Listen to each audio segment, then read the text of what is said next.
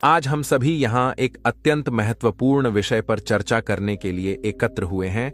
मन को खाली करना सीखो। इस भागती दौड़ती दुनिया में जहां हर व्यक्ति अपने लक्ष्यों की प्राप्ति में व्यस्त है, हमारा मन अक्सर विचारों और भावनाओं के भार से भारी हो जाता है। इस स्थिति में व्यक्ति न तो अपने जीवन का आनंद ले पाता है और न ही अपने आसपास के लोगों के साथ सार्थक संबंध बना पाता है। इसलिए मन को खाली करने की कला को सीखना हमारे जीवन के लिए अत्यंत आवश्यक है। मन को खाली करने का अर्थ है अपने भीतर के तनाव, उलझे हुए विचार और अशांति को दूर कर एक शांत और स्पष्ट चित्त प्राप्त करना। लेकिन यह कैसे संभव हो? इसका उत्तर हमें कुछ व्यावहारिक तरीकों और आध्यात्मिक विधानों में मिलता है। सबसे पहला कदम है अपने विचारों को समझना और स्वीकार करना। जब तक हम अपने विचारों से अनजान रहते हैं, तब तक उन्हें नियंत्रित करना कठिन होता है। प्रतिदिन थोड़ा समय निकालकर ध्यान लगाना, अपनी सांसों की प्रक्रिया पर ध्यान केंद्रित करना और अपने भीतर के शोर को शांत करना इस प्रक्रिया का मुख्य हिस्सा है। ध्यान के माध्यम से हम अपने विचारों का विसर्जन करते हैं और अपने मन को एक खाली कागज की तरह स्वच्छ और स्पष्ट बना पाते हैं। दूसरा महत्वपूर्ण तत्व है क्षमा और त्याग का भाव। व्यक्ति तभी अपने मन को शांत और खाली कर सकता है जब वह बीते हुए समय के दुख, दर्द और दूसरों के प्रति अपनी नफरत और गुस्सा छोड़ दे। क्षमा करना और भूल जाना केवल दूसरे व्यक्ति के लिए नहीं, बल्कि स्वयं के मन की शांति के लिए भी आवश्यक है। तीसरा और अंतिम तत्व है अनित्यता का ज्ञान। हमें समझना होगा कि संसार के सारे सुख दुख स्थिर नहीं हैं, सब कुछ बदलता है और यही प्रकृति का नियम है। जब हम इस सत्य को अपनाते हैं, तब हम छोटी छोटी बातों को लेकर अपना मन भारी नहीं करते। यह समझना भी आवश्यक है कि मन को खाली करने का अर्थ यह नहीं है कि हम सोचना या कार्य करना छोड़ दें। इसका अर्थ है अपने मन में इतना स्थान बनाना कि नए विचार और अनुभव उसमें स्थान पा सकें। जब हम अपने मन को खाली करते हैं, तभी हम स्वयं को नए अवसरों और संभावनाओं के लिए खुला छोड़ते हैं। अंत में मैं बस यही कहना चाहूंगा कि मन को खाली करना एक दिन में संभव नहीं है।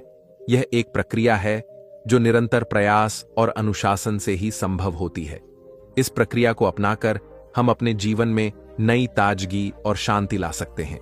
तो आइए मिलकर संकल्प लें कि हम अपने मन को खाली करने की कला सीखेंगे और एक सुखी और समृद्ध जीवन की ओर अग्रसर होंगे। चलिए अब हम आपको एक कहानी के माध्यम से समझते हैं कि मन को कैसे खाली करें। बहुत समय पहले हिमालय की शांत वादियों में बसे एक छोटे से गांव में एक युवक रहता था जिसका नाम आर्यन था। आर्यन बचपन से ही जिज्ञासु और संवेदनशील स्वभाव का था। उसका हृदय हमेशा दूसरों की पीड़ा देखकर द्रवित हो जाता था, लेकिन एक अनकही बेचैनी उसके मन को हमेशा घेरे रहती थी। जीवन का असली अर्थ क्या है? क्यों कुछ लोग सुखी होते हैं और कुछ लोग दुखी? गांव के निकट एक बौद्ध मठ था जहां भिक्षु ध्यान और प्रार्थना में लीन रहते थे। आर्यन अक्सर मठ के पास जाकर उन्हें देखता और सोचता कि क्या उनके पास उसके प्रश्नों का उत्तर होगा। एक दिन उसने साहस जुटाया और मठ के मुख्य भिक्षु आचार्य सुमेध से मिलने गया। आचार्य सुमेध एक वृद्ध और करुणामय व्यक्ति थे। उनकी आंखों में असीम शांति झलकती थी। आर्यन ने उनसे विनम्रता से पूछा, गुरुदेव, मैं जीवन के उद्देश्य को समझना चाहता हूं, कृपया मुझे मार्गदर्शन दें। आचार्य सुमेध मुस्कुराए और बोले, आर्यन, जीवन का अर्थ केवल शब्दों में नहीं समझाया जा सकता। इसके लिए अनुभव आवश्यक है। यदि तुम वास्तव में जानना चाहते हो तो तुम मठ में रहकर कुछ समय हमारे साथ सीख सकते हो। आर्यन ने सहर्ष स्वीकृति दी और मठ में रहने लगा। वहां का जीवन सरल और अनुशासित था। भिक्षु हर सुबह ध्यान करते, दिन में अध्ययन करते और गांव वालों की सेवा करते। आर्यन ने इन सब में भाग लिया, लेकिन उसके मन के प्रश्न अब भी बने रहे। एक दिन आचार्य सुमेध ने आर्यन को बुलाया और कहा, आर्यन, यदि तुम अपने प्रश्नों का उत्तर खोजना चाहते हो तो तुम्हें एक यात्रा पर जाना होगा। यह यात्रा तुम्हारे भीतर छिपे सत्य को प्रकट करेगी। आचार्य ने उसे 3 शिक्षाएं दी। 1. किसी की पीड़ा को समझने के लिए उसे सुनो। 2. हर कठिनाई के पीछे एक शिक्षा छिपी होती है। 3. सच्चा सुख दूसरों को सुखी करने में है। इन शिक्षाओं को लेकर आर्यन ने अपनी यात्रा शुरू की। वह पहले एक ऐसे गांव पहुंचा जहां सूखा पड़ा था। लोग भूख और प्यास से पीड़ित थे। आर्यन ने वहां लोगों की मदद करने का निश्चय किया। उसने मठ में सीखे अपने कौशल का उपयोग करते हुए एक कुआं खोदने में मदद की। जब पानी निकला तो गांव वालों की खुशी देखने लायक थी। उन्होंने आर्यन को धन्यवाद दिया, लेकिन आर्यन ने महसूस किया कि असली खुशी उनके चेहरों पर मुस्कान लाने में थी। यह पहली शिक्षा का अनुभव था, किसी की पीड़ा को समझने और उसकी सहायता करने का महत्व। इसके बाद आर्यन एक जंगल से होकर गुजरा। वहां उसे एक घायल हिरण मिला जो एक शिकारी के तीर से घायल हो गया था। आर्यन ने उसे उठा लिया और एक सुरक्षित स्थान पर ले जाकर उसकी देखभाल की। कई दिनों तक उसकी सेवा करने के बाद वह हिरण स्वस्थ होकर जंगल में दौड़ने लगा। इस अनुभव ने आर्यन को दूसरी शिक्षा दी। कठिनाइयों से घबराना नहीं चाहिए, क्योंकि वे हमें सहनशीलता और करुणा सिखाती हैं। अपनी यात्रा के अंतिम चरण में आर्यन एक बड़े नगर पहुंचा, जहां धनवान और निर्धन दोनों तरह के लोग रहते थे। उसने देखा कि धनवान लोग अपनी संपत्ति में खोए हुए थे और सच्ची खुशी से वंचित थे, जबकि निर्धन लोग छोटी छोटी चीजों में भी खुश रहते थे। आर्यन ने नगर में एक सामुदायिक भोजनालय शुरू किया, जहां सभी लोग एक साथ भोजन कर सकते थे। उसने देखा कि जब लोग साथ बैठकर भोजन करते थे तो उनके बीच का भेदभाव मिट जाता था। इसने उसे तीसरी शिक्षा सिखाई, सच्चा सुख दूसरों को सुखी करने में है। कुछ महीनों बाद आर्यन मठ वापस लौटा। वह अब पूरी तरह बदल चुका था। उसकी आंखों में वही शांति और करुणा थी जो आचार्य सुमेध की आंखों में थी। उसने आचार्य के चरणों में प्रणाम किया और कहा, गुरुदेव, अब मैं समझ गया हूं कि जीवन का अर्थ केवल अपने लिए जीने में नहीं, बल्कि दूसरों के लिए जीने में है। आचार्य सुमेध मुस्कुराए और बोले, आर्यन, तुमने सच्चे अर्थों में जीवन को समझ लिया है। यही बौद्ध धर्म का मर्म है, करुणा, सेवा और आत्मिक शांति। आर्यन ने मठ में ही रहने का निश्चय किया और दूसरों को वही शिक्षाएं देने लगा जो उसने सीखी थीं। उसकी यात्रा ने उसे न केवल जीवन का अर्थ सिखाया, बल्कि उसे एक ऐसा मार्गदर्शक बना दिया जो दूसरों को भी सही राह दिखा सके। इस प्रकार आर्यन का जीवन एक उदाहरण बन गया कि कैसे करुणा और सेवा के माध्यम से न केवल अपने जीवन को, बल्कि दूसरों के जीवन को भी सार्थक बनाया जा सकता है। आजकल की इस भागती दुनिया में हम इतने ज्यादा व्यस्त होते जा रहे हैं कि हम खुद को भूलने लगे हैं।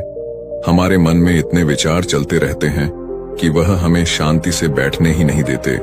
जब कभी थोड़ा सा समय मिलता है हमें शांति से बैठने का, तो हमारे दिमाग में फिर से तमाम विचार आने लगते हैं और फिर हम यह भूल जाते हैं कि हम शांतिपूर्वक बैठे हैं कि नहीं। अर्थात हमारा दिमाग विचारों से इतना ज्यादा भर जाता है कि वह हमें शांति से एक जगह पर बैठने ही नहीं देता। तो आज के इस वीडियो में हम अपने मन के विचारों को साफ करके अपने दिमाग को किस तरीके से शांत रखा जाए, इसी के बारे में बात करने वाले हैं।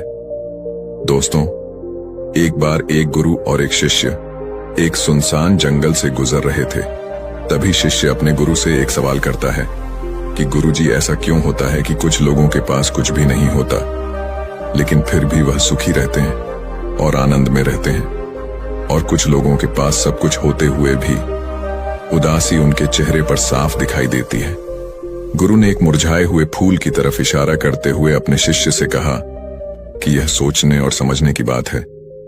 अगर यह फूल ये सोचेगा कि मैं कल मुरझा गया था, या फिर यह सोचेगा कि मैं भविष्य में फिर से मुरझा जाऊंगा, तो यह कभी भी खुलकर पूरी तरीके से खिल नहीं पाएगा।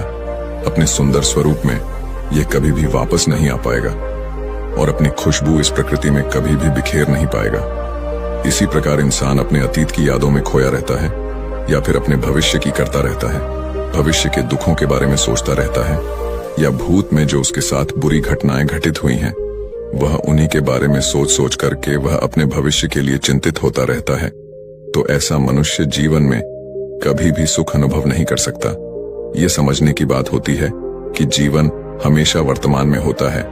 अतीत और भविष्य की कल्पनाएं हमेशा मनुष्य को मृत्यु की तरफ ले जाती हैं। इसलिए यह जरूरी हो जाता है कि जिस प्रकार हम अपने शरीर की देखभाल करते हैं, उसे बीमारियों से दूर रखने के लिए उसके अंदर से गंदगी भी साफ करते रहते हैं। ठीक उसी प्रकार समय समय पर हमें अपने मन और मस्तिष्क की भी गंदगी को साफ करते रहना चाहिए, उसकी धुलाई करते रहना चाहिए।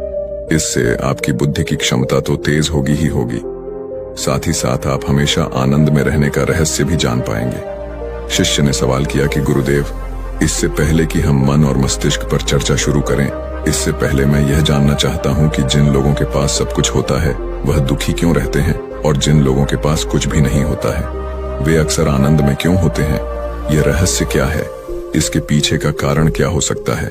गुरु ने उत्तर दिया कि कुछ लोग जीवन में जब सब कुछ हासिल कर लेते हैं और सब कुछ हासिल कर लेने के बाद उन्हें सब चीजों की व्यर्थता का पता चल जाता है। ऐसे लोगों को अक्सर यह एहसास जकड़ लेता है कि मैंने जीवन में कुछ भी पाया, जो कुछ भी किया उससे भले ही मैंने सुख सुविधाएं हासिल कर ली हो, लेकिन मन की शांति अभी भी बहुत दूर है और अधूरी भी है, उस तक मैं पहुंच नहीं पाता। सब कुछ पाकर भी मैं अपने मन को जान नहीं पाया। और जब इंसान को ऐसा लगता है तो उसे महसूस होता है कि जो कुछ भी उसने कमाया है वह कौड़ियों का भाव था। उसने अपना जीवन बेकार की चीजों में यूं ही व्यर्थ कर दिया। और वहीं पर जिस इंसान के पास जीवन में कुछ भी नहीं होता है उसके पास एक उम्मीद होती है, सब कुछ पाने की लालसा रखता है, और वही लालसा, वही इच्छा उसको जीवन में खुश रखती है, आगे बढ़ाती है और ऊर्जा से वह हमेशा भरा रहता है। गुरु ने अपने हाथ से एक सूखे पेड़ की तरफ इशारा करते हुए कहा कि शिष्य, कभी तो यह पेड़ भी हरा भरा रहा होगा, फलों से लदा हुआ रहा होगा, अनेक प्रकार के पक्षी और जानवर इस पर आराम करते होंगे, इसके फलों को खाते होंगे। इस समय इस पेड़ को भी यह पता नहीं होगा कि एक दिन यह सूख जाएगा और उसकी हालत इतनी बदतर हो जाएगी कि यह किसी को छांव तक नहीं दे पाए, उसके ऊपर पत्ते तक नहीं रह जाएंगे। उसी प्रकार मनुष्य अपने जीवन की दौड़ में यह भूल जाता है कि जिस दौड़ में वह सबसे आगे निकलने की कोशिश कर रहा है उसका अंतिम चरण तो मृत्यु ही है। काश वो कभी इस दौड़ से अलग हटकर यह देख पाए कि इसका अंतिम चरण उसे कहां तक पहुंचाएगा। जिस दौड़ को वह सबसे आगे निकलकर जीतने के ख्वाब देख रहा है उसका वास्तव में अंतिम चरण मृत्यु ही है। काश वह कभी जीवन में भी हो जाता है कि उन घटनाओं को हम किसी भी तरह अपने मन की दौड़ में ठहराकर यह देख पाए कि उसका चरण क्या है और उसका परिणाम क्या होने वाला है। वो तो बहुत कुछ इकट्ठा करने में लगा हुआ है, एक दिन वह सब यहीं का यही रह जाएगा। इकट्ठा करते करते एक दिन उसका शरीर मृत्यु को प्राप्त हो जाएगा और फिर उसका शरीर आग में जलकर राख हो जाएगा, लेकिन उसके द्वारा बनाई हुई चीज सब यहीं की यहीं पड़ी रह जाएगी। लेकिन इंसान चीजों को इकट्ठा करते करते अपनी जिंदगी को जीना भूल जाता है। वह कभी ठीक से खुलकर हंस भी नहीं पाता, बस इकट्ठा करने में लगा रहता है और इकट्ठा करते करते वह अपने सब सुख, चैन, खुशी सब कुछ खो देता है। ऐसा भी हो सकता है कि वह ऐसे कार्यों की तरफ आगे बढ़ सकता है जो उसके जीवन में आनंद पैदा करता हो, जो उसके जीवन को एक नई दिशा दे। गुरु ने कहा कि एक योगी ही होता है जो जीवन की दौड़ में ठहर जाता है, जो यह समझ लेता है कि जीवन का अंतिम चरण तो मृत्यु ही है। इसीलिए वह जीवन में सुख सुविधाएं हासिल करने की बजाय खुद के मन और मस्तिष्क को एक नए आनंद की तरफ ले जाने का प्रयास शुरू कर देता है। शिष्य ने सवाल किया कि गुरुदेव, क्या एक गृहस्थ जीवन में जीने वाला मनुष्य उस आनंद की प्राप्ति नहीं कर सकता? और अगर कर सकता है तो किस प्रकार शुरुआत उसे करनी चाहिए? गुरु ने कहा कि बिल्कुल कर सकता है। गुरु ने उत्तेजित होकर उत्तर दिया कि अगर सभी मनुष्य उस आनंद की प्राप्ति के लिए योगी बनने का निश्चय कर लें तो इससे तो प्रकृति का चलन ही रुक जाएगा, उसकी जो व्यवस्था है वह बिगड़ने लगेगी। एक सच्चा योगी अपने जीवन में खोज करता है और खोज करने के बाद वह गृहस्थ जीवन में किस प्रकार आनंद को प्राप्त किया जा सकता है वह तरीके सभी को बताता है, ताकि मनुष्य अपने गृहस्थ जीवन का पालन करते हुए उस आनंद की प्राप्ति भी कर सके। गुरु ने उस युवक को संबोधित करते हुए उत्तर दिया कि मैंने अपने जीवन में जो खोज की है उसके अनुसार मनुष्य को समय समय पर अपने मन और मस्तिष्क की सफाई करते रहना चाहिए। मनुष्य अपने शरीर पर तो ध्यान दे देता है, लेकिन अपने मन और मस्तिष्क को वह भूल जाता है, उस पर कभी वह ध्यान ही नहीं देता, और उसी वजह से मन और मस्तिष्क उसके बूढ़े होते चले जाते हैं, उसमें जवानी रह ही नहीं जाती, और जब उनमें जवानी नहीं रह जाती तो वे नयापन और ताजगी नहीं रह जाती, जिसकी वजह से एक इंसान उदासी से भर जाता है। मन और मस्तिष्क की गंदगी क्या होती है। पहले मैं तुम्हें यह बताता हूं। हर मनुष्य के जीवन में कुछ ऐसी घटनाएं घटती हैं जिनका उसके मन और मस्तिष्क पर बहुत ही गहरा असर डालती है। वह जीवन पर्यंत उन घटनाओं को भुला भी नहीं पाता और वही घटनाएं उसके मन में पूरी तरह से पक्की बैठ जाती हैं, जो उसके मन में गांठ बना लेती हैं और भविष्य में जब भी वह कोई काम करता है तो यह घटनाएं उसको प्रभावित करती हैं। उसके विचारों को, उसके निर्णय को पूरी तरह से यह घटनाएं बदल कर रख देती हैं। ऐसे मनुष्य की दृष्टि भी भ्रमित हो जाती है। वह सत्य स्वरूप को देख ही नहीं पाता। वह उन चीजों को उन घटनाओं से जोड़कर भ्रमित तरीके से देखता रहता है। उदाहरण के लिए, अगर किसी बुरी आंखें वाले आदमी ने आपको धोखा दे दिया है तो आप जीवन पर्यंत बुरी आंखें वाले आदमी को हमेशा धोखेबाज ही समझते रहेंगे। उस पर कभी पूर्ण रूप से आप विश्वास ही नहीं कर पाएंगे। लेकिन समझने की बात यह होती है कि जिस इंसान ने आपको धोखा दिया है वह धोखा आपको बुरी आंखों से नहीं मिला, वह इंसान के स्वभाव से मिला है। लेकिन उस इंसान के स्वभाव से हमारे दिमाग में उसका एक चित्र छप गया, उसकी एक छवि बन गई, और वह छवि दूसरे आदमी से जब हम संपर्क करते हैं तो बीच में एक दीवार की तरह खड़ी हो जाती है। और इसी वजह से दो लोगों के बीच गहरे संबंध स्थापित नहीं हो पाते। तो मनुष्य के लिए सबसे जरूरी यही होता है कि वह अपने आप को अतीत की घटनाओं से मुक्त रखे। उन घटनाओं से प्रभावित होकर वह दिमाग में किसी तरह की छवि न बनाए। कुछ लोग इस बात पर यह सवाल खड़ा कर सकते हैं कि फिर जीवन के अनुभव किस काम में आएंगे। लेकिन समझने की बात तो यह होती है कि हम जीवन के अनुभवों को भी भ्रमित तरीके से जान लेते हैं, सही तरीके से उनसे सीख ही नहीं पाते। शिष्य अपने गुरु की बातों में इतना खो गया कि उसे चलते चलते जंगल के रास्ते में पड़े हुए कांटे दिखाई नहीं दिए और अचानक उसके पैर में कांटा चुभ गया। गुरु ने उसका कांटा बाहर निकालते हुए उससे पूछा, ये कांटा तुम्हारे पैर में क्यों लगा? इसके पीछे तुम किसे जिम्मेवार मानते हो? गुरु ने कहा कि तुम मुझे भी जिम्मेवार मान सकते हो क्योंकि मैं तुम्हें ये बातें सुना रहा था, या तुम खुद को भी जिम्मेदार मान सकते हो कि तुम मेरी बातों में इतना खो गए कि तुम्हारा रास्ते पर से ध्यान ही नहीं रहा, या तुम इन पेड़ों को भी जिम्मेवार मान सकते हो जिन्होंने यह कांटे इस रास्ते पर बिछा दिए। तभी शिष्य ने उत्तर दिया कि गुरुदेव, इसमें मैं खुद को ही जिम्मेदार मानता हूं क्योंकि आप तो अपना काम कर रहे थे और इस पेड़ ने भी अपना काम किया, पर मैं अपना काम होशपूर्वक नहीं कर पाया। अगर मैं चलते समय ध्यान लगाए रहता, अगर मैं आपकी बातों में पूरी तरह से नहीं खो जाता तो मुझे ये कांटा कभी नहीं लगता। इसमें पूरी तरह से ही मेरी गलती है। गुरु ने शाबाशी से अपने शिष्य के पीठ को थपथपाया और आगे कहा कि जो घटनाएं हमारे मन को प्रभावित करती हैं, जरूर उसे बाहर निकाल दें। और उसके लिए सबसे सरल तरीका है कि अपनी भावनाओं को व्यक्त करना सीखो। उसे अपने दिल में, अपने मस्तिष्क में बैठा कर मत रखो। जब तुम किसी दूसरे मनुष्य के सामने अपनी भावनाओं को व्यक्त कर देते हो तो तुम्हारे मन का बोझ हल्का हो जाता है। कुछ लोगों का स्वभाव ऐसा होता है कि वह अपने मन की बात किसी को नहीं बताते।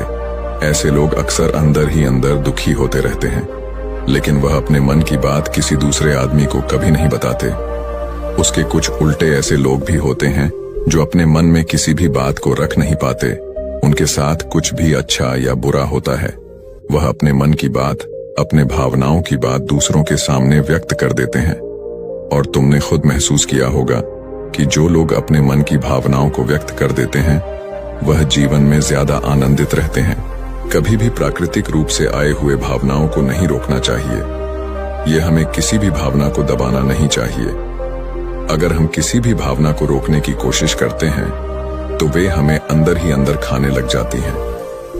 गुरु ने आगे कहा कि शिष्य, अगर तुम्हारा मन किसी बुरी घटना पर रोने को हो रहा है तो चीख चीख कर रो लो, अपने आप को रोको मत। उस भावना को पूरी तरह से बाहर आने दो। अगर किसी दूसरी घटना पर तुम्हारा मन खुश होने का, आनंदित होने का हो रहा है तो पूरी तरह से नाचो, गाओ, जिससे कि तुम उस भावना को बाहर निकाल सको। और जब वे भावनाएं अपनी पूरी गति के साथ बाहर आ जाती हैं तो तुम्हारा मन उन घटनाओं को पीछे छोड़ देता है, अर्थात तुम्हारा मन धीरे धीरे हल्का होने लगता है। गुरु ने शिष्य को समझाते हुए बताया कि जिस प्रकार तेज रफ्तार से चलता हुआ पानी अपने वेग से आने वाली सभी बाधाओं को तोड़ देता है, और अगर हम अपनी भावनाओं को बहने दिए तो वह उन सभी बाधाओं को तोड़ देगा और उस बात को तोड़ने के बाद उसका कचरा उसके मन से निकल जाएगा और उसका दूषित मन भी साफ हो जाएगा, उसके अंदर की गंदगी भी दूर हो जाएगी। अक्सर मनुष्य अपने मन में किसी घटना को दबाकर इसलिए रखता है कि वह सोचता है कि अगर सामने वाले को इस घटना के बारे में पता चल जाएगा तो वह क्या सोचेगा। इसी विचार से वह अंदर ही अंदर खुद दुखी होता रहता है और अपनी भावनाओं को दबाता रहता है, लेकिन सामने वाले को वह कुछ भी नहीं बताता। लेकिन अगर वह हिम्मत करके शुरुआत कर सकता है, अपने अंदर की बात अपने किसी करीबी मित्र को बता दे, तो उसका पूरा जीवन परिवर्तित हो सकता है, उसका जीवन सुखमय बन सकता है। एक बार अगर उसके दिमाग में यह आदत बन गई तो जीवन भर अपनी भावनाओं को दूसरों के सामने व्यक्त करने से कभी नहीं हिचकिचाएगा।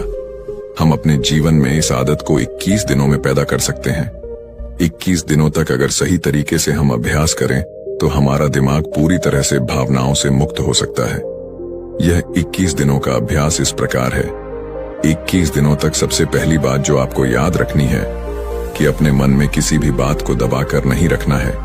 अगर हम किसी मनुष्य के बारे में अच्छा सोचते हैं तो हम उसे करें, अगर बुरा भी सोचते हैं तो भी उसे व्यक्त करें। परिणाम भूल जाएं कि परिणाम क्या होंगे, सिर्फ अपने दिमाग की धुलाई करने पर विश्वास रखें। इससे आपके दिमाग में एक अद्भुत साहस पैदा होगा। गुरु ने आगे कहा कि शिष्य, जब आप किसी मनुष्य के बारे में वह सब बता पाएंगे जो आप उसके बारे में सोचते हैं, तो आप खुद सोचिए कि आपका खुद के ऊपर कितना विश्वास बढ़ जाएगा। आपके मन के सारे दोष खत्म हो जाएंगे। हो सकता है कि इसमें आपको चुनौतियों का सामना करना पड़े, लेकिन जहां चुनौतियां नहीं होती हैं, वहीं कुछ अभ्यास भी नहीं होता है। अभ्यास हमेशा चुनौतियों से भरा होना चाहिए। इससे आप सत्य वचन बोलने का अभ्यास भी कर पाएंगे। अक्सर हम दूसरों को प्रभावित करने के लिए वह सब बोलते रहते हैं जो उन्हें अच्छा लगता हो, लेकिन वह नहीं बोलते जो हम उनके बारे में सचमुच सोचते हैं। और यही हमारे सबसे बड़ी भूल हो जाती है, जिससे हमारा पूरा अस्तित्व झूठा बनकर रह जाता है। और अपनी भावनाओं को व्यक्त करते समय यह भी जरूर ध्यान रखें कि आपके अंदर जो भावनाएं उस इंसान के प्रति उठ रही हैं, उसके पीछे का मूलभूत कारण क्या है। उदाहरण के लिए, जब एक नौकर अपने मालिक के लिए कोई काम करता है और वह काम अच्छे से नहीं कर पाता है, तो मालिक उसे डांट फटकार देता है, जिससे उसके अंदर उसके प्रति क्रोध की भावनाएं उठने लगती हैं। लेकिन समझने की बात यह होती है कि मालिक तो आपको कहेगा ही, वह तो डांटेगा ही। अगर आप अच्छे से काम नहीं करेंगे, अगर आप काम अच्छे से कर रहे हैं और फिर भी आपका मालिक आपके साथ उचित व्यवहार नहीं कर रहा है, तो आप खुलकर अपने मालिक को अपनी भावनाएं व्यक्त कर सकते हैं, बिना यह सोचे कि इसका परिणाम क्या होगा। अगर आप इस भावना को उठाएंगे नहीं तो आप अपनी नजरों में खुद ही नीचे गिरने लग जाएंगे। आपका आत्मविश्वास बिल्कुल खत्म हो जाएगा। दूसरा अभ्यास जो तुम्हें 21 दिनों तक करना है वह यह है कि जो भी घटनाएं तुम्हारे साथ घटित होती हैं, कम से कम आपके जीवन में एक ऐसा इंसान होना चाहिए जिसके सामने तुम अपने दिल की बात रख सकते हो। चाहे अच्छी बात हो, चाहे बुरी बात हो, वह सब बातें तुम बिना कुछ सोचे विचारे, बिना कुछ डर से कि वो इंसान तुम्हारे बारे में क्या सोचेगा, तुम उस इंसान को अपनी सारी बातें बता सको और वह इंसान तुम्हारी सारी बातें सुनने के बाद तुम्हारे लिए कोई छवि पैदा ना करें। ऐसे इंसान अपने जीवन में खोजो और उनके सामने अपनी सारी भावनाएं व्यक्त करने की कोशिश करो। दिन में जो कुछ भी घटित होता है, अच्छा लगता है या बुरा होता है, किसी के प्रति आकर्षण होता है, उसको एक दोस्त की तरह बताने का प्रयास करें। इससे यह पता चल जाएगा कि तुम्हारा मन घटनाओं के प्रति किस प्रकार की भावनाएं पैदा करता है। तुम अपने मन की सारी बातें कह दो ताकि तुम्हारे अंदर की भावनाएं, तुम्हारे अंदर में जो विचार उत्पन्न हो रहे हैं, वह पूरी तरह खाली हो जाएं। तीसरा अभ्यास जो तुम्हारे मन को खाली रखेगा वह है योग्य निद्रा का अभ्यास। देखते ही देखते यह चर्चा खत्म करते हुए गुरु और शिष्य उस जंगल को पार करके अपने आश्रम में पहुंच चुके थे। तो दोस्तों, उम्मीद है इस वीडियो से आपको काफी कुछ सीखने को मिला होगा, और अगर कुछ सीखने को मिला हो तो हमारे इस वीडियो को लाइक, शेयर और सब्सक्राइब जरूर कर लीजिएगा, और साथ ही कमेंट में नमो बुद्धाय जरूर लिखिएगा। धन्यवाद। अरे यह भी कोई काम है। इसके बाद उन्होंने ढेर सारे तथ्यों के साथ अपने काम को महत्वहीन बताने की कोशिश की। उन्होंने यह भी कहा कि इस समय जो काम मेरे जिम्मे है उसके आधार पर दूसरे संस्थान में नौकरी भी नहीं मिलेगी। इस बात को मुकेश के रिपोर्टिंग मैनेजर मिस्टर कुमार को बताया गया। वह सुलझे हुए इंसान हैं। उन्होंने तरीके से मुकेश को समझाया कि उनका काम कैसे महत्वपूर्ण है। मिस्टर कुमार ने उनसे पूछा, मुकेश पहले अपने काम के बारे में बताइए। मुकेश ने कहा, मेरा काम यह देखना है कि हमारी कंपनी के प्रोडक्ट में कहां कहां गड़बड़ी है, उसे कैसे दूर किया जा सकता था, आगे ऐसा क्या किया जाए जिससे पुरानी खामियां फिर से सामने नहीं आए। मुकेश की बात खत्म होते ही मिस्टर कुमार ने कहा, यह जानकर अच्छा लगा कि आपको अपने काम की अच्छी समझ है। जैसा आपने कहा है उसके अनुसार आपका काम प्रोडक्ट को कैसे बेहतर बनाया जाए और उसके निर्माण के दौरान की खामियों को दूर करने से जुड़ा है। मुकेश ने हाँ में सर हिलाया। इसके बाद मिस्टर कुमार ने पूछा, जब प्रोडक्ट को लेकर इतनी बड़ी ही जिम्मेदारी कंपनी ने आपको दी है तब आप अपने काम को महत्वहीन क्यों समझते हैं? एक आम धारणा है कि जो लोग प्रोडक्ट के निर्माण से सीधे जुड़े हैं वही मेनस्ट्रीम में काम करते हैं, लेकिन हर काम मेनस्ट्रीम का होता है। अगर ऐसा नहीं होता तो कंपनी आपके ऊपर खर्च नहीं करती। कंपनी को पता है कि आपके काम का परिणाम प्रोडक्ट पर दिखेगा, इसलिए इस बात को मन से निकालिए कि आप जो काम कर रहे हैं उसकी पूछ नहीं है। ध्यान से देखेंगे तो लगेगा कि आपका काम ही सबसे महत्वपूर्ण है। एकता और समझदारी। ऊंचे आकाश में सफेद कबूतरों की एक टोली उड़कर जा रही थी। बहुत दूर जाना था उन्हें, लंबा रास्ता था। सुबह से उड़ते उड़ते थकान होने लगी थी। सूरज तेजी से चमक रहा था। कबूतरों को भूख लगने लगी थी। तभी उन्होंने देखा कि नीचे जमीन पर चावल के बहुत से दाने पड़े थे। कबूतरों ने एक दूसरे से कहा, चलो भाई थोड़ी देर रुककर कुछ खा लिया जाए, फिर आगे जाएंगे। एक बुजुर्ग कबूतर ने चारों ओर देखा। वहां दूर दूर तक कोई घर या मनुष्य दिखाई नहीं दे रहा था। फिर चावल के ये दाने यहां कहां से आए? बुजुर्ग कबूतर ने बाकी कबूतरों को समझाया, मुझे लगता है कि यहां कुछ गड़बड़ है, तुम लोग नीचे मत उतरो। लेकिन किसी ने भी उसकी बात नहीं सुनी। सभी कबूतर तेजी से उतरे, दाना चुगने लगे। इतने बढ़िया दाने बहुत दिनों के बाद खाने को मिले थे। वे बहुत खुश थे। जब सभी ने भरपेट खा लिया तो बोले, चलो भाई अब आगे चला जाए। लेकिन यह क्या? जब उन्होंने उड़ने की कोशिश की तो उड़ ही नहीं पाए। दोनों के साथ साथ वहां एक चिड़ीमार का जाल भी था जिसमें उनके पांव फंस गए थे। उन्हें अपनी गलती पर पछतावा हुआ। बूढ़ा कबूतर पेड़ पर बैठकर सब देख रहा था। उसने जब अपने साथियों को मुसीबत में देखा तो फौरन उड़ा और चारों ओर देखा। दूर उसे चिड़ीमार आता दिखाई दिया। वह फौरन लौटा और अपने साथियों को बताया। सब वहां से निकलने का उपाय सोचने लगे। तब बूढ़े कबूतर ने कहा, दोस्तों एकता में बड़ी शक्ति होती है। सब एक साथ उड़ड होगे तो जाल तुम्हें रोक नहीं पाएगा। उसने गिना, 1 2 3। उड़ो। सारे कबूतरों ने एक साथ जोर लगाया और जाल उनके साथ उठने लगा। जब तक चिड़ीमार वहां पहुंचा तब तक जाल काफी ऊपर उठ चुका था। वह देखता ही रह गया और कबूतर जाल लेकर उड़ गए। बूढ़ा कबूतर सबसे आगे उड़ रहा था। काफी देर उड़ने के बाद वे नीचे उतरे। वहां कबूतरों के दोस्त चूहे रहते थे। चूहों ने अपने तेज दांतों से जाल काट दिया। इस तरह बूढ़े कबूतर की समझदारी और साथ मिलकर काम करने से सभी कबूतर बच गए। एक शहर में एक बहुत अमीर व्यक्ति रहता था। उसका नाम तो था धनीमल, लेकिन था वह बेहद कंजूस। उसका कहना था कि अगर आप अपना पैसा अपने पास रखेंगे तो सबको पता चल जाएगा कि आपके पास बहुत पैसे हैं। फिर चोर डाकू आपके पीछे पड़ जाएंगे और सारा पैसा रात को आकर गड्ढे में देख लेता था कि उसका सोना वहां है या नहीं। उसे विश्वास था कि कोई भी चोर इस जगह के बारे में नहीं जान पाएगा, लेकिन ऐसा नहीं हुआ। धीरे धीरे पूरे शहर में यह चर्चा होने लगी कि धनीमल रात में शहर के बाहर जाकर कुछ करता है। एक रात जब उसने गड्ढा खोद कर देखा तो सोना वहां से गायब था। उसे गहरा सदमा लगा और वह चीख कर रोने लगा। उसके रोने की आवाज सुनकर बहुत से लोग वहां आ गए। धनीमल रो रो कर अपना दुख बताने लगा। तब उसके एक पड़ोसी से उसे कहा, धनीमल तुम एक भारी पत्थर इस गड्ढे में रख दो और समझ लो कि वही तुम्हारा सोना है। यह सुनकर धनीमल को बहुत गुस्सा आया। तुम मेरे सोने को पत्थर जैसे बता रहे हो। वह बोला, देखो धनीमल, वह सोना तुम कभी इस्तेमाल तो करते नहीं थे। एक पत्थर की तरह यहां उसे दबा कर रख दिया था, तो फिर यहां सोना हो या पत्थर क्या फर्क पड़ जाता है? उसका पड़ोसी बोला, बात तो ठीक ही थी, धनीमल ने बहुमूल्य सोने को पत्थर के समान मूल्यहीन बना दिया था। उसके बाद धनीमल ने मेहनत करके फिर पैसे कमाए, लेकिन अब वह कंजूस नहीं रहा था। अपने पैसे को वह अपने ऊपर और दूसरे लोगों की सहायता के लिए खर्च करता था। अंधी का बेटा। एक औरत थी जो अंधी थी, जिसके कारण उसके बेटे को स्कूल में बच्चे चिढ़ाते थे कि अंधी का बेटा आ गया। हर बात पर उसे ये शब्द सुनने को मिलता था कि अंधी का बेटा, इसलिए वो अपनी माँ से चिढ़ता था, उसे कहीं भी अपने साथ लेकर जाने में हिचकता था, उसे नापसंद करता था। उसकी माँ ने उसे पढ़ाया और उसे इस लायक बना दिया कि वो अपने पैरों पर खड़ा हो सके। लेकिन जब वो बड़ा आदमी बन गया तो अपनी माँ को छोड़ अलग रहने लगा। एक दिन एक बूढ़ी औरत उसके घर आई और गार्ड से बोली, मुझे तुम्हारे साहब से मिलना है। जब गार्ड ने अपने मालिक से बोल तो मालिक ने कहा कि बोल दो मैं अभी घर पर नहीं हूँ। गार्ड ने जब बुढ़िया से बोला कि वो अभी नहीं है तो वो वहां से चली गई।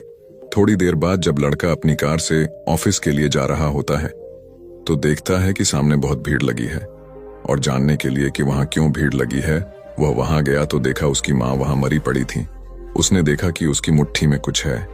उसने जब मुट्ठी खोली तो देखा कि एक लेटर जिसमें यह लिखा था कि बेटा, जब तू छोटा था तो खेलते वक्त तेरी आंख में सरिया ढंस गई थी और तू आंधा हो गया था, तो मैंने तुम्हें अपनी आंखें दे दी थी। इतना पढ़कर लड़का जोर जोर से रोने लगा। उसकी माँ उसके पास नहीं आ सकती थी। दोस्तों, वक्त रहते ही लोगों की वैल्यू करना सीखो। माँ बाप का कर्ज हम कभी नहीं चुका सकते। हमारी प्यास का अंदाज भी अलग है दोस्तों। कभी समंदर को ठुकरा देते हैं तो कभी आंसू तक पी जाते हैं। जीवन साथी सबसे अजीज होता है। कॉलेज में हैप्पी मैरिड लाइफ पर एक कार्यक्रम हो रहा था जिसमें कुछ शादीशुदा जोड़े हिस्सा ले रहे थे। जिस समय प्रोफेसर मंच पर आए, उन्होंने नोट किया कि सभी पति पत्नी शादी पर जोक कर हंस रहे थे। ये देखकर प्रोफेसर ने कहा कि चलो पहले एक गेम खेलते हैं, उसके बाद अपने विषय पर बातें करेंगे। सभी खुश हो गए और कहा, कौन सा गेम? प्रोफेसर ने एक मैरिड लड़की को खड़ा किया और कहा कि तुम ब्लैक बोर्ड पे ऐसे 25-30 लोगों के नाम लिखो जो तुम्हें सबसे अधिक प्यारे हों। लड़की ने पहले तो अपने परिवार के लोगों के नाम लिखे, फिर अपने सगे संबंधी, दोस्तों, पड़ोसी और सहकर्मियों के नाम लिख दिए। अब प्रोफेसर ने उसमें से कोई भी कम पसंद वाले 5 नाम मिटाने को कहा। लड़की ने अपने सहकर्मियों के नाम मिटा दिए। प्रोफेसर ने और 5 नाम मिटाने को कहा। लड़की ने थोड़ा सोचकर अपने पड़ोसियों के नाम मिटा दिए। अब प्रोफेसर ने और 10 नाम मिटा दिया। प्रोफेसर ने उस लड़की से कहा, तुम अपनी जगह पर जाकर बैठ जाओ, और सभी की तरफ गौर से देखा और पूछा, क्या कोई बता सकता है कि ऐसा क्यों हुआ कि सिर्फ पति का ही नाम बोर्ड पर रह गया? कोई जवाब नहीं दे पाया। सभी मुंह लटकाकर बैठे थे। प्रोफेसर ने फिर उस लड़की को खड़ा किया और कहा, ऐसा क्यों? जिसने तुम्हें जन्म दिया और पाल पोस कर इतना बड़ा किया, उनका नाम तुमने मिटा दिया। और तो और तुमने अपनी कोख से जिस बच्चे को जन्म दिया उसका भी नाम तुमने मिटा दिया।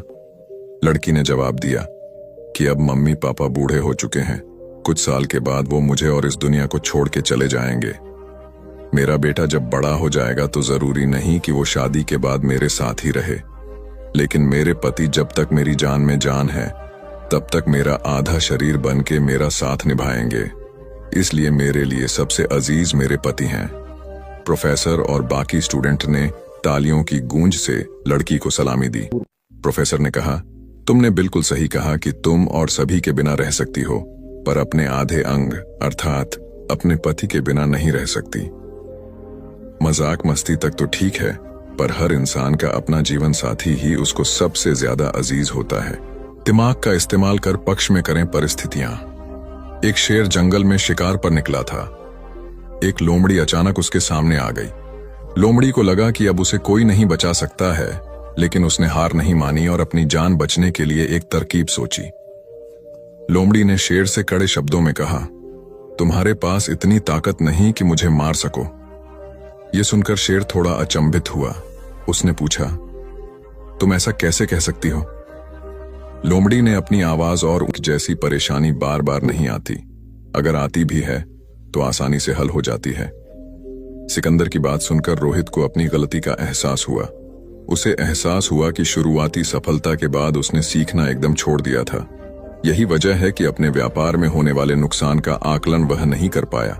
जीवन में सफल होने के लिए सीखते रहना जरूरी है। इंसान को हमेशा सीखते रहना चाहिए।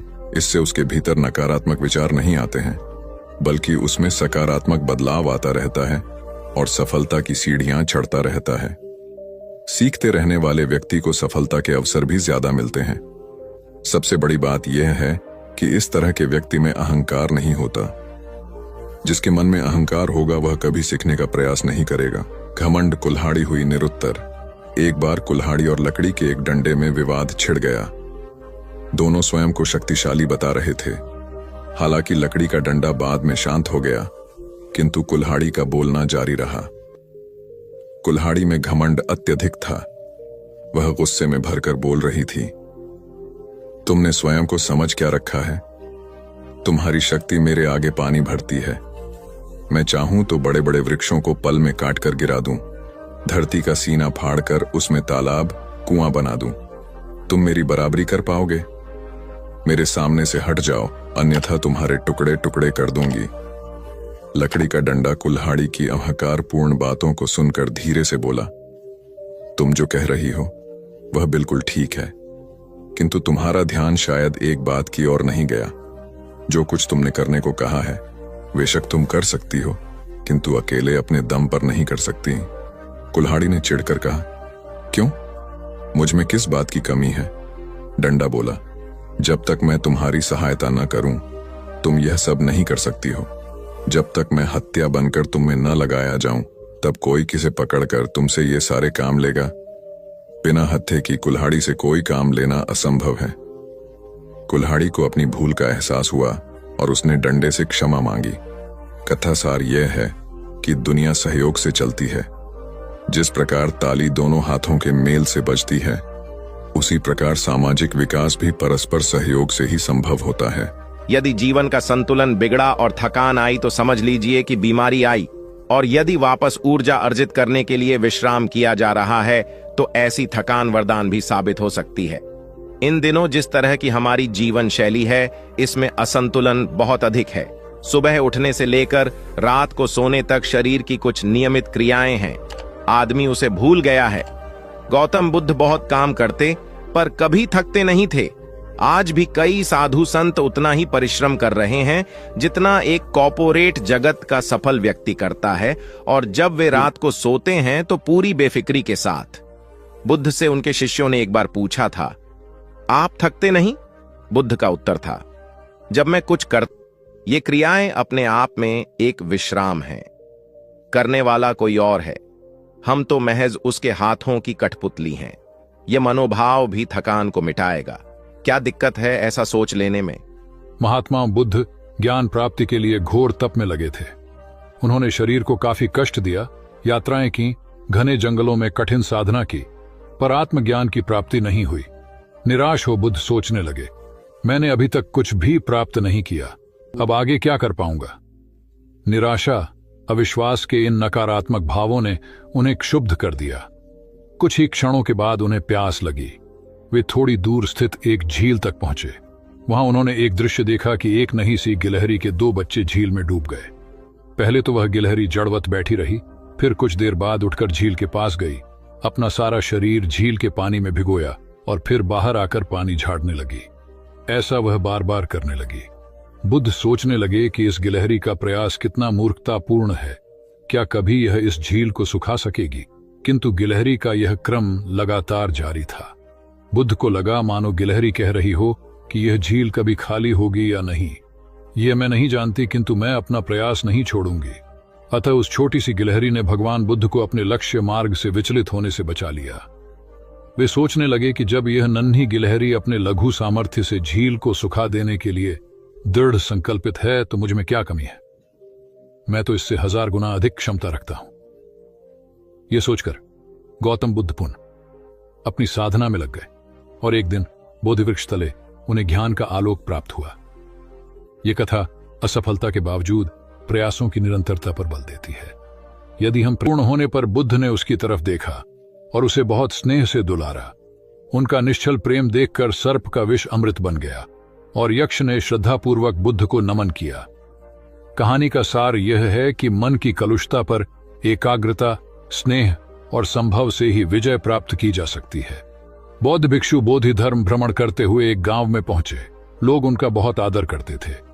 बोधि धर्म व उनके शिष्यों का ग्रामीणों ने हार्दिक सत्कार किया और फिर उनके पवित्र वचनों को सुनने के लिए उनके आसपास एकत्रित हो गए। बोधि धर्म लोगों को धर्म और आचरण विषयक अच्छी बातें सरल भाषा में समझाने लगे।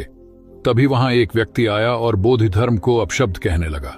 उपस्थित जनसमूह ने उसे रोकने का बहुत प्रयास किया, किंतु वह नहीं माना तथा अनवरत बोधि धर्म को इस आचरण पर कदापि क्रोधित नहीं हुए और लोगों से बोले कि यह भविष्य में मेरा सबसे बड़ा भक्त बनने वाला है। लोगों ने पूछा कि कैसे? बोधि धर्म ने उत्तर दिया, कोई कुम्हार के यहां घड़ा लेने जाता है तो घड़े को बजाकर देखा जाता है कि वह फूटा हुआ तो नहीं है। जब 1-2 रुपए के घड़े को कोई इतनी परख कर सकता है तो भला जिसे गुरु मानना है उसे 10-20 गालियां दिए बगैर कैसे पहचानेगा? पहले वह परीक्षा लेगा कि गुरु में धैर्य, आक्रोश व समता भाव कितना है। यह जानने के बाद ही तो वह गुरु को स्वीकारेगा। इसलिए यह व्यक्ति मुझे निरर्थक ही अपशब्द नहीं कह रहा है और आगे चलकर वास्तव में वह व्यक्ति बोधि धर्म का सबसे बड़ा भक्त बना। किसी को शिक्षा देने से पूर्व स्वयं का आचरण भी तदनुरूप होना चाहिए, तभी गुरु का महान पद मिलता है। वस्तुतः गुरु की गुरुता तभी स्वीकारी जाती है जबकि उसमें सदाचरण के सभी लक्षण मौजूद हों। महात्मा गौतम बुद्ध के श्रावस्ती में प्रवचन चल रहे थे। प्रवचन में नित्य ही बड़ी संख्या में लोग आते और विविध महत्वपूर्ण व गंभीर विषयों पर बुद्ध से ज्ञान ग्रहण करते।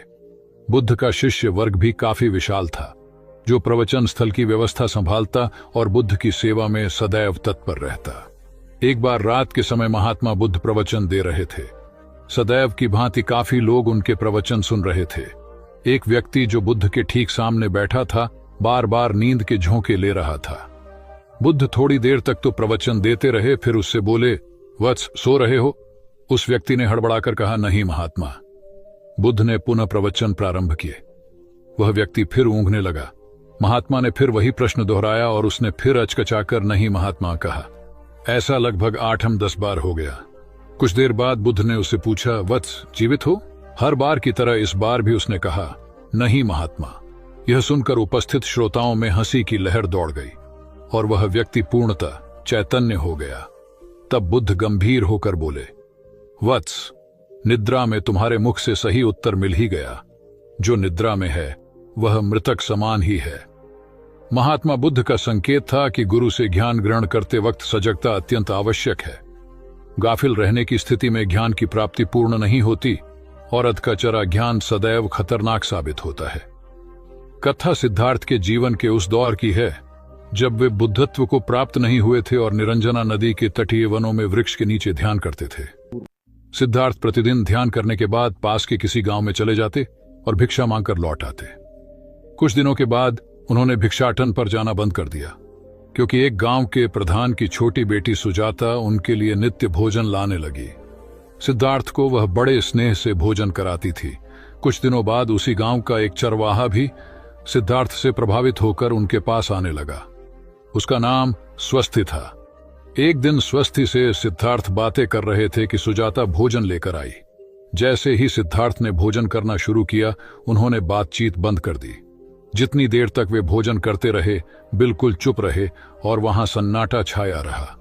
स्वस्ति को हैरानी हुई। उसने सिद्धार्थ के भोजन करने के उपरांत उनसे पूछा, गुरुदेव, आप मेरे आने के बाद निरंतर वार्तालाप करते रहे, किंतु भोजन के समय एक शब्द भी नहीं बोले। इसका क्या कारण है?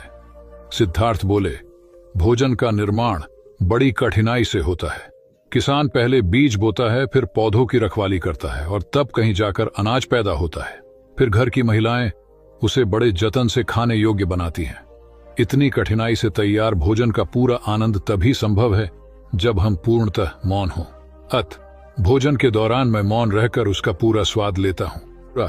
वस्तुतः शांति से किया गया भोजन न केवल शारीरिक भूख को तृप्त करता है, बल्कि मानसिक आनंद और सात्विक ऊर्जा भी देता है। सम्राट अशोक संपूर्ण भारत को अपने राज्य में मिलाना चाहते थे, पर कलिंग के युद्ध में हुए रक्तपात को देखकर उन्हें अत्यधिक दुख पहुंचा।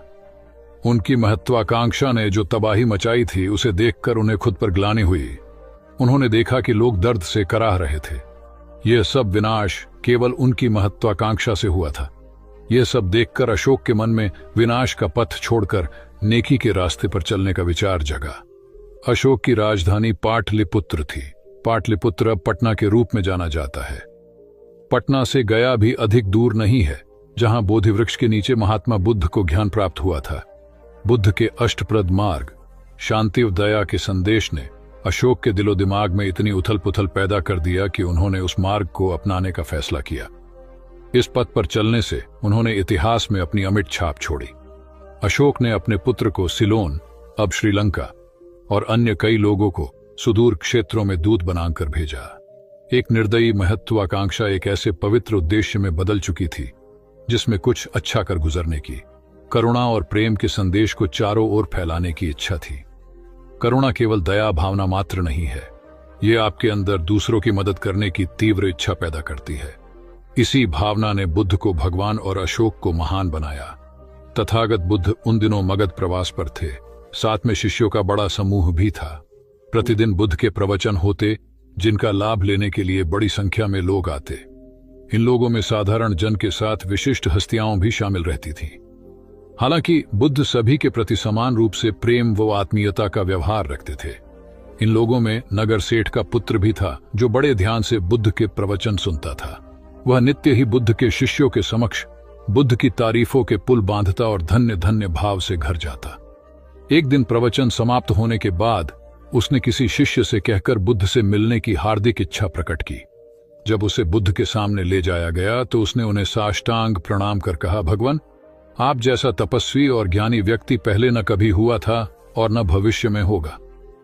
यह सुनते ही बुद्ध ने उसकी बात बीच में ही रोककर कहा, वत्स, क्या तुमने इतना अध्ययन कर लिया है कि अब तक कितने संत महापुरुष हुए हैं, और क्या भविष्य भी जान चुके हो कि आगे और कोई नहीं होगा? युवक लज्जित भाव से चुप खड़ा रहा, क्योंकि इस बात का उसके पास कोई जवाब नहीं था। बुद्ध ने अपनी बात समाप्त करते हुए उसे सीख दी, सदैव अपनी आंखें खुली रखो। जो जैसा है उसे वैसा ही महत्व दो, किसी से उसकी तुलना मत करो।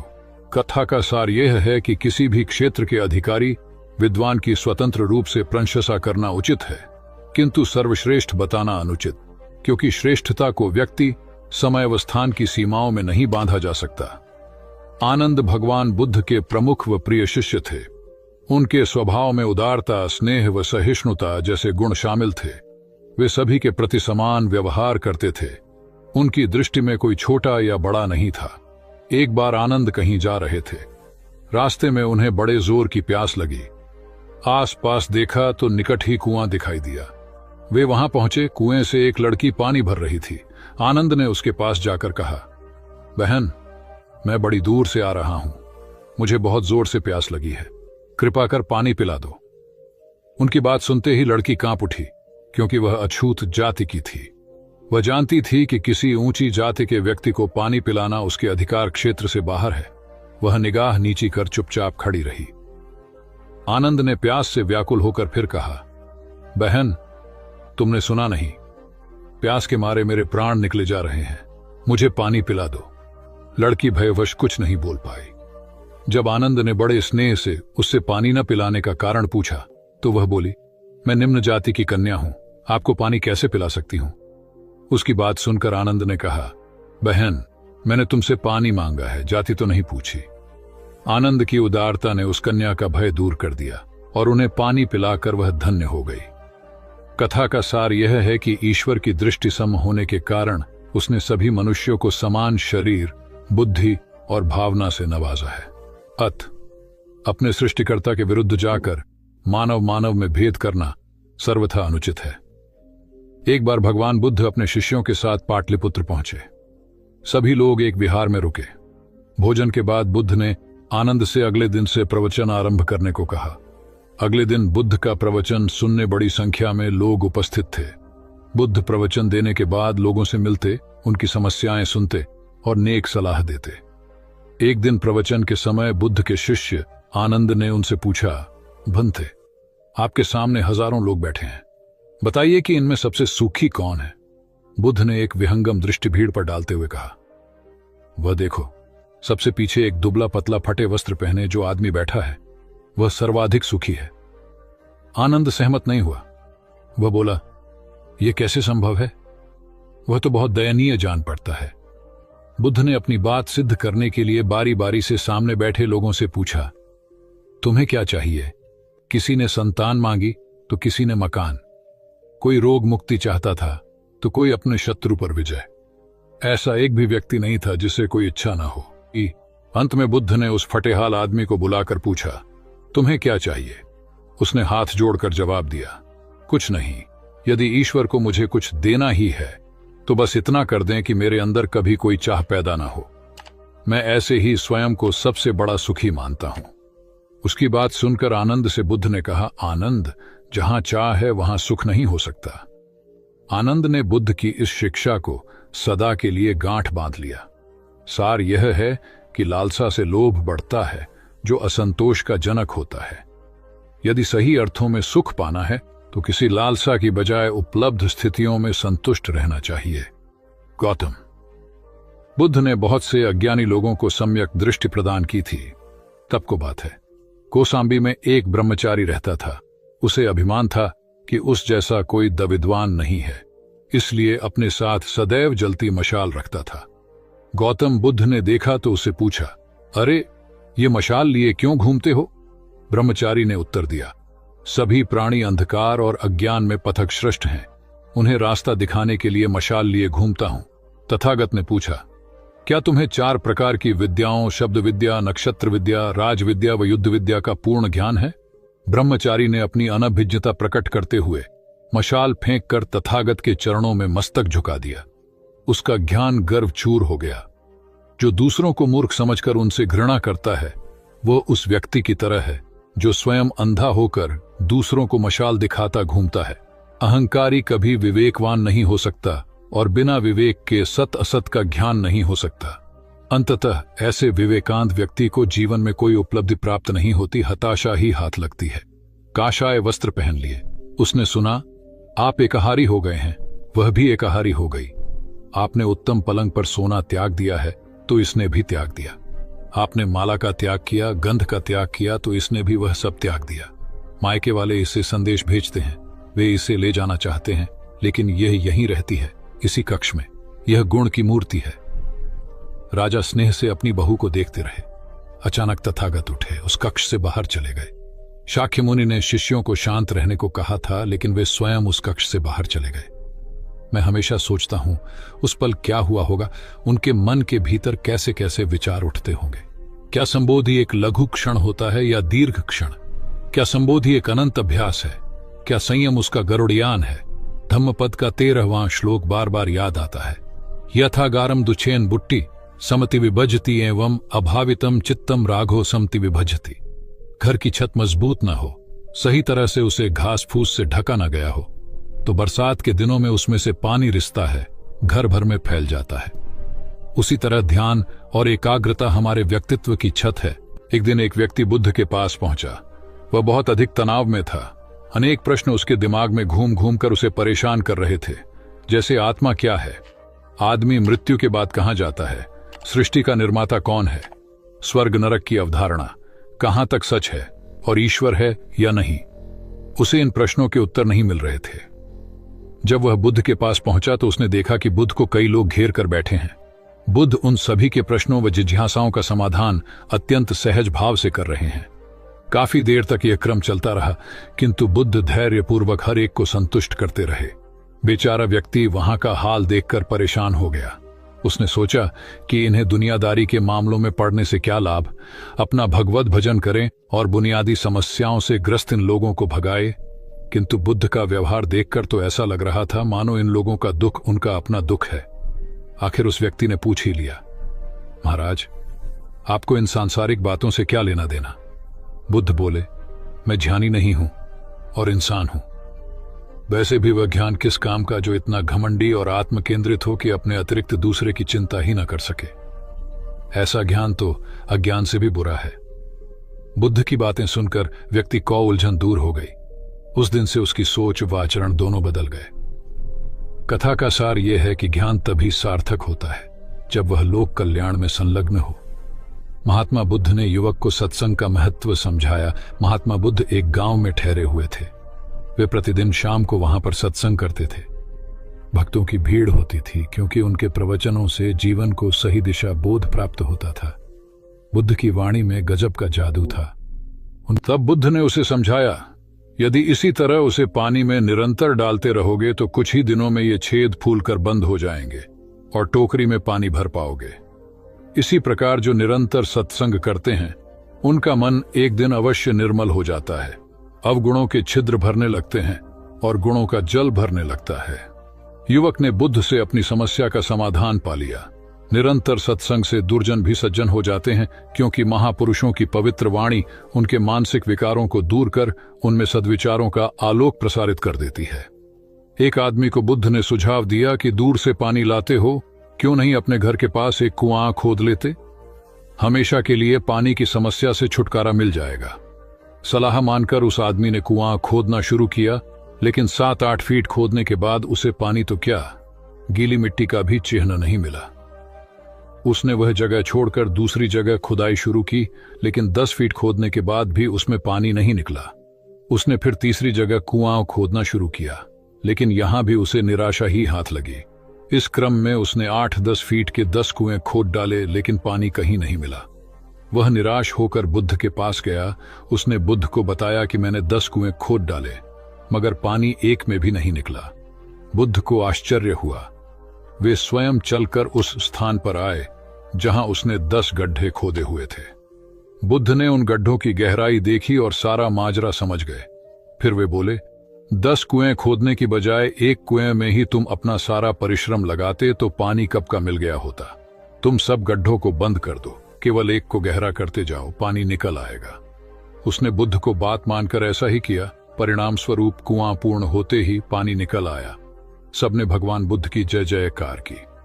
धन्ना सेठ के पास 7 पुश्तों के पालन पोषण जितना धन था। उसका व्यापार चारों तरफ फैला हुआ था, किंतु फिर भी उसका मन अशांत रहता था। कभी धन की सुरक्षा की चिंता, तो कभी व्यापारिक प्रतिस्पर्धा में आगे निकलने का तनाव। चिंता और तनाव के कारण वह अस्वस्थ रहने लगा। उसके मित्र ने उसकी गिरती दशा देखी तो उसे बुद्ध के पास जाने की सलाह दी। सेठ बुद्ध के पास पहुंचा और अपनी समस्या बताई। बुद्ध ने उसे सांत्वना देते हुए कहा, तुम घबराओ मत, तुम्हारा कष्ट अवश्य दूर होगा। बस तुम यहां कुछ दिन रहकर प्रभु का ध्यान किया करो। बुद्ध के कहे अनुसार सेठ ने रोज ध्यान करना शुरू कर दिया, किंतु सेठ का मन ध्यान में नहीं लगा। वह जैसे ही ध्यान करने बैठता, उसका मन फिर अपनी दुनिया में चला जाता। उसने बुद्ध को यह बात बताई, किंतु बुद्ध ने कोई उपाय नहीं बताया। थोड़ी देर बाद जब सेठ बुद्ध के साथ वन में सायंकालीन भ्रमण कर रहा था, तो उसके पैर में एक कांटा चुभ गया। वह दर्द के मारे कराहने लगा।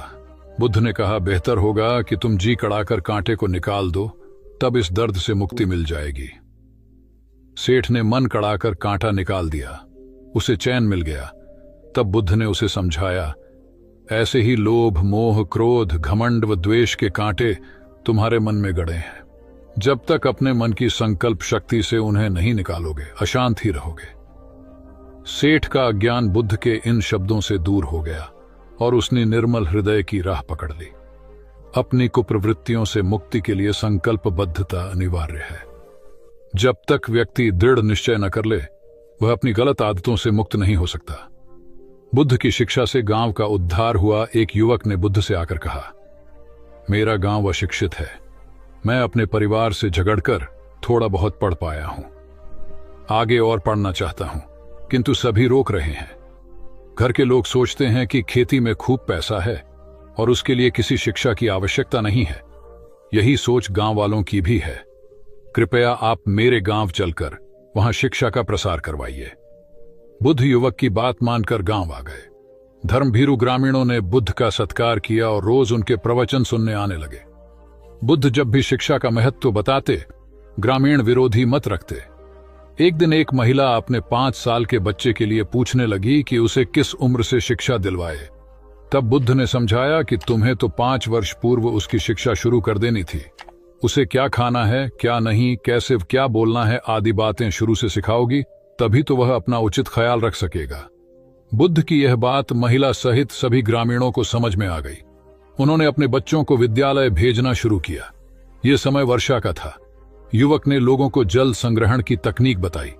अधिकांश ने उपहास किया, किंतु युवक अपना काम करता रहा। बुद्ध का सहयोग प्राप्त था, इसलिए किसी ने उसका खुलकर विरोध नहीं किया। जब गर्मी में भीषण जल संकट के कारण फसलें सूखने लगीं, तो युवक ने कुएं खुदवाए, जिनमें जल संग्रहण की तकनीक के कारण खूब पानी निकला। ग्रामीण अब शिक्षा का महत्व समझ चुके थे। धीरे धीरे संपूर्ण गांव शिक्षित हो गया। ज्ञान हर उम्र में अर्जित किया जा सकता है। यही ज्ञान हमें जीवन में आने वाली समस्याओं के समाधान की राह सुझाता है। एक गांव में दो भाई रहते थे जो अपनी शैतानियों के लिए कुख्यात थे। उन्हें दूसरों को परेशान करने में बड़ा आनंद आता था। वे हर समय किसी न किसी को परेशान करने में लगे रहते थे। गांव के लोगों के साथ साथ उनके माता पिता भी उनकी ऐसी हरकतों के कारण बहुत दुखी थे। जब गांव का कोई व्यक्ति उनके माता पिता के पास उनकी शिकायत लेकर आता, तो वे दोनों को बहुत समझाते, किंतु दोनों भाइयों के कानों पर जूं तक नहीं रेंगती। एक दिन उनकी मां गांव में आए हुए महात्मा बुद्ध के पास गई और अपने बच्चों में किसी भी तरह ईश्वर का भय भर देने का आग्रह किया, ताकि वे लोग शैतानी से बाज आए। महात्मा बुद्ध ने मां से दोनों को एक एक करके उनके पास भेजने को कहा। मां ने अपने पहले लड़के को महात्मा बुद्ध के पास भेजा। वह जाकर महात्मा बुद्ध के पास बैठ गया। महात्मा बुद्ध ने उससे पूछा, ईश्वर कहाँ है? लड़के की कुछ समझ में नहीं आया और उसने कोई उत्तर नहीं दिया। तब महात्मा बुद्ध ने दोबारा यही सवाल कड़क कर पूछा, तो डर के मारे लड़का वहां से तेजी से भागा और भागते हुए अपने भाई के पास जा पहुंचा तथा बोला, भाई, तुम्हें पता है ईश्वर खो गया है और सब लोग इसके लिए हमें ही जिम्मेदार समझ रहे हैं। छोटा भाई भी इतना बड़ा आरोप सुनकर डर गया और उस दिन से दोनों ने शैतानी करना छोड़ दिया।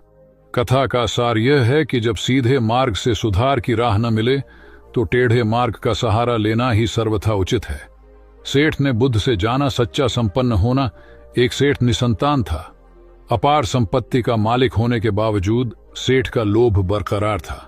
संतान न होने का दुख उसे बहुत था और इस कारण वह न जाने कितने फकीर, बाबा और पंडितों के दर पर माथा टेक चुका था, किंतु नतीजा शून्य रहा।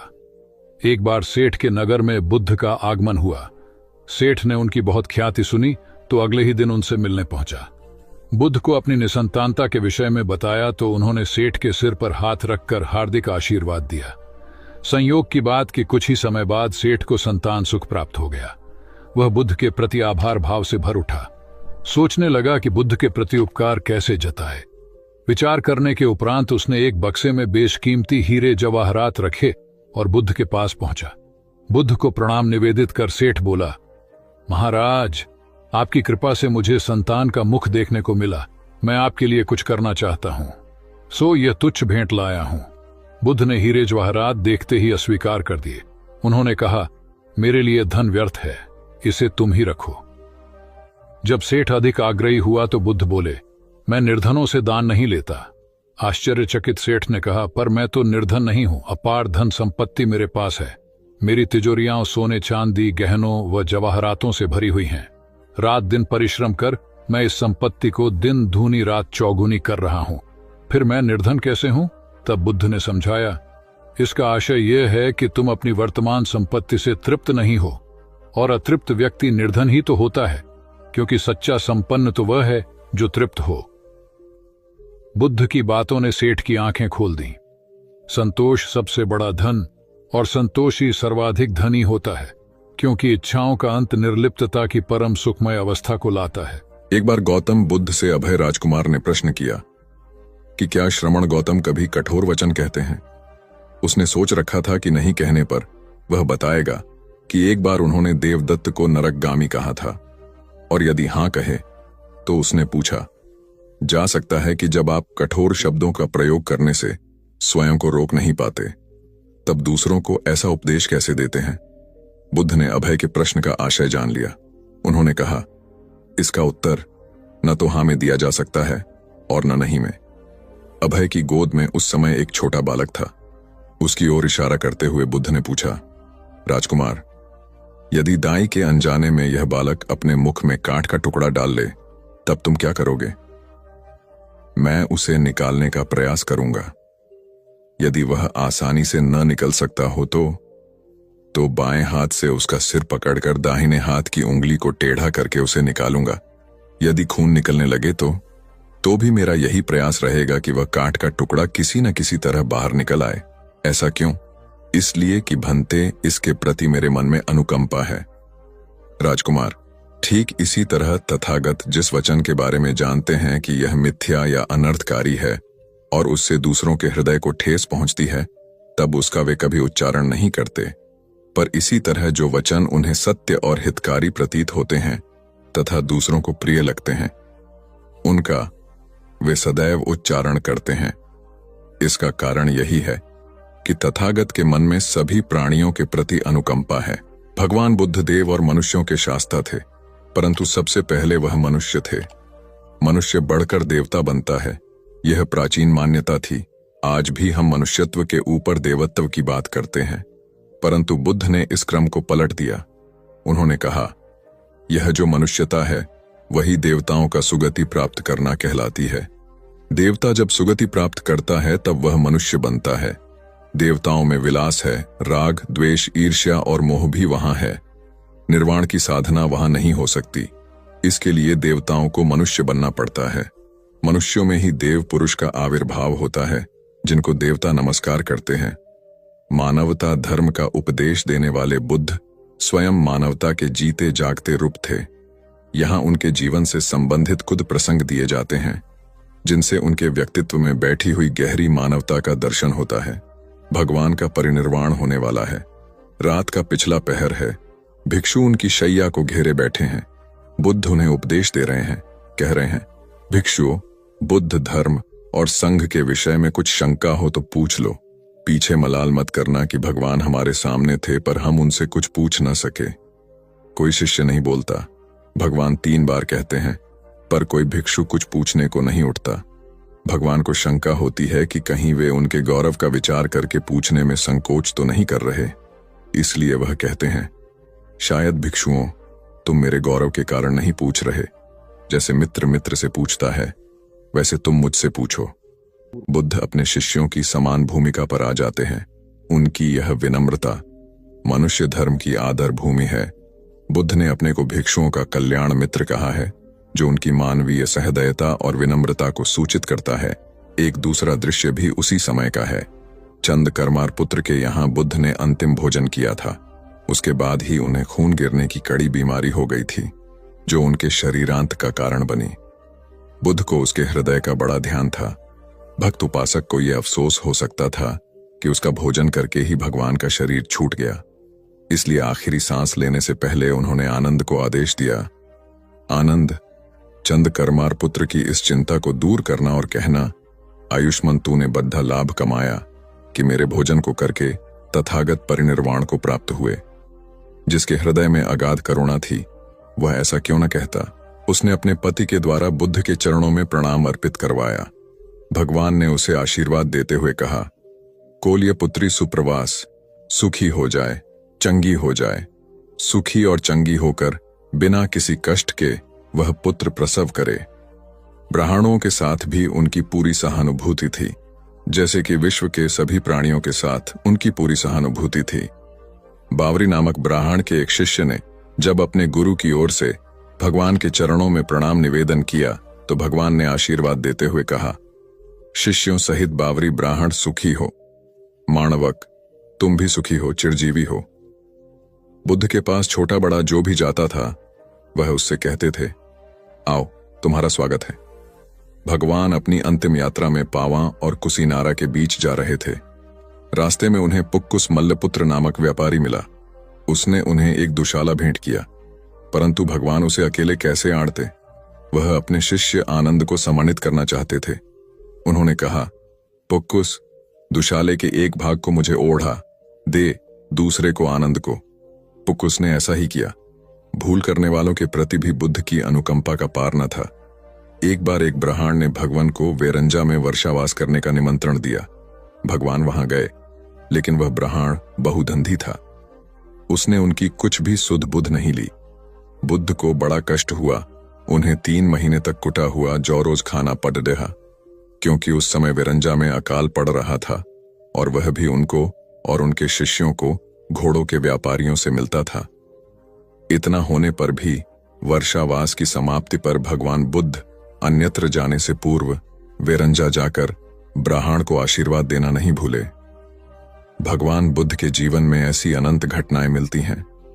उनमें हमें उनकी मानवता के दर्शन होते हैं।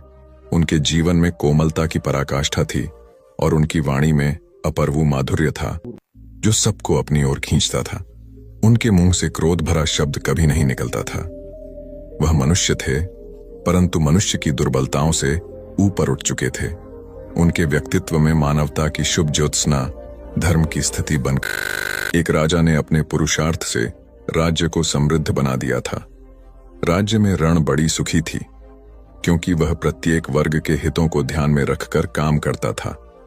जब राजा वृद्ध हुआ तो उसे योग्य उत्तराधिकारी को चिंता सताने लगी, क्योंकि उसे लगता कि योग्य उत्तराधिकारी के बिना सुव्यवस्था अव्यवस्था में बदल जाएगी और प्रजा की परेशानी बढ़ जाएगी।